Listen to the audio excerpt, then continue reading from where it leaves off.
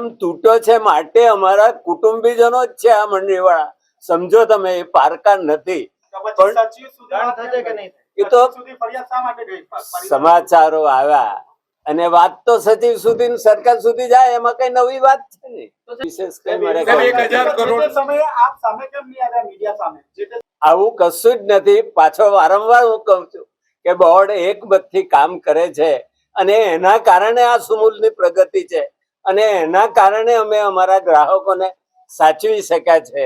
એટલે હવે પછી દંડની વાત છોડો, 1000 કરોડના કૌભાંડની વાત કરી હતી તમે પ્રમુખભાઈના, પછી એનું કોઈ નિકાલ નથી થયો. 1000 કરોડનો આક્ષેપ આપે કર્યો.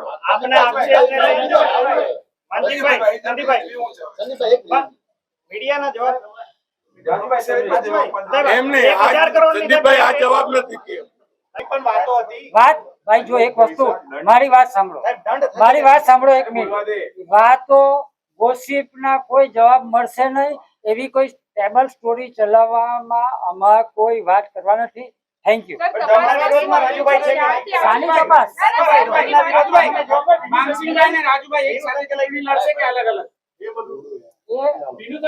મારી વાત સાંભળો. માનસિંહભાઈ ને રાજુભાઈ ચૂંટણી લડશે, જયારે ચૂંટણીનું જાહેરનામું બહાર પડશે ત્યારે પ્રશ્ન પૂછજો ને, તો ત્યારે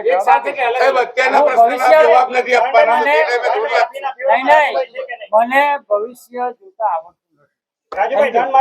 દંડની વાત આવી છે, રાજ્ય સરકાર સુધી તપાસ થઈ છે, તમારી પાસે છે? કોઈ જવાબ આપવા તમારી પાસે છે? તમારી પાસે કઈ હોય તો આપો મને. શાનું કૌભાંડ છે ભાઈ? જયેશભાઈ ને પૂછો ને.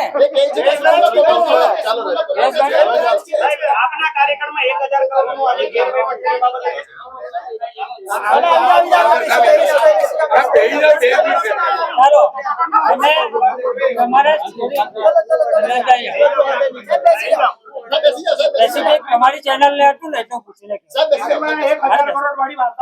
નહીં, મારે કોઈ જગ્યાએ મને બોલાવીને પૂછ્યું નથી, સમજી લેજો. અને મને પૂછશે હું જવાબ આપવા તૈયાર છું. જેણે આક્ષેપ કર્યો છે પુરાવા આપી દઈ.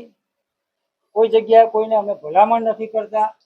અમારું જીવન ટ્રાન્સપરન્ટ જીવીએ છીએ, સહકારી પ્રવૃત્તિ ટ્રાન્સપરન્ટ કરીએ છીએ.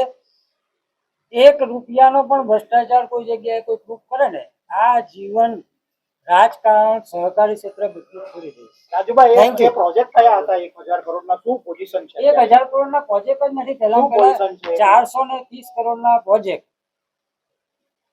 430 કરોડના પ્રોજેક્ટ બધા વાયેબલ થઈ ગયા. 2023માં ROI બધાનું આવી ગયું, પ્રોફિટ કરે છે. એ પ્રોફિટના મીઠા ફળ આજે સભાસદોને મળે છે. તમે ડેટા જોઈ લો ને ભાઈ. પણ સર, આપ કોઈ કાર્યવાહી શા માટે નથી કરતા? આક્ષેપ થઈ રહ્યો છે. હું એ જ કહું છું કે તમારે એમને પૂછો, તપાસ કરનાર અધિકારીને પૂછો, ગવર્મેન્ટ એજન્સી જેને આપી તેને પૂછો. મને શા માટે પૂછો? એટલે તમારા જે સમયના બધા પ્રોજેક્ટ છે જે આક્ષેપવાળા છે પ્રોફિટ કરે છે, બધા પ્રોફિટ કરે છે. તમે પૂછી લો, ડેટા જોઈ લો. 2017-18માં પ્રોજેક્ટ થયો, પાવડર પ્લાન્ટ બન્યો. કોવિડના સમયમાં જ્યારે સરકારે 300 કરોડની એક્સપોર્ટ સબસિડી ડિક્લેર કરેલી, અમૂલને 1000 ટન પાવડર અહીંથી વેચાતો આપેલો. આપણે લેવાવાળામાંથી આપવાવાળા બન્યા. આજે 600-700 કરોડની આપણી પાસે પાવડર બટરનો સ્ટોક રહે છે.